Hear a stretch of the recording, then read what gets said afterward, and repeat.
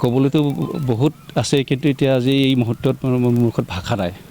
কাৰণ বিহুৰাম বড়ো ছাৰে কি পৰিস্থিতিত থাকি সমাজৰ কাৰণে সেৱা আগবঢ়াইছিল, সেইটো আমি ক'ব মানে ভাষা নাই আমাৰ। মানে ঘৰত একো নাছিল সেই মুহূৰ্তত।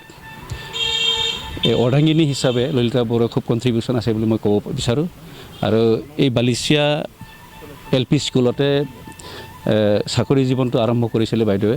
আৰু বিশেষকৈ মোক বা এইখন বালিচিয়া আৰু ৰৌতাপথাৰ গদানাৰী আৰু বেংচিমাৰী গাঁওখন হ'ল এখেতৰ জন্ম গাঁও আছিলে। সেই হিচাপে তাই বাইদেৱে আমাক, ললিতা বড়ো বাইদেৱে আমাক শিকাইছিল, আমাক শিক্ষিত কৰি থৈ গ'ল। এতিয়া আমাক মানে শিক্ষিত কৰাৰ কণ্ট্ৰিবিউশ্যন যথেষ্ট আছে। সেইটো আমি ক'ব বিচাৰোঁ যে এওঁ নহ'লে বা ললিতা বাইদেউ নহ'লে আমি হয়তো আজি এই মানুহ হিচাপে আমি জীয়াই থাকিব নোৱাৰিলোহেঁতেন। এখেততে এনে হাৰ্ট এটাক হৈছিলে, এনে বয়সো হৈছিল, প্ৰায় 79 হৈ গ'ল। সেই হিচাপে হাৰ্ট এটেক হৈ মৃত্যুবৰণ কৰিলে এঞ্জেল হস্পিটেলত গুৱাহাটীত। তেখেত ললিতা বড়ো আমাৰ বড়ো সাহিত্য সভাৰ প্ৰাক্তন সাধাৰণ সম্পাদক বিহুৰাম বড়োদেৱৰ সহধৰ্মিনী।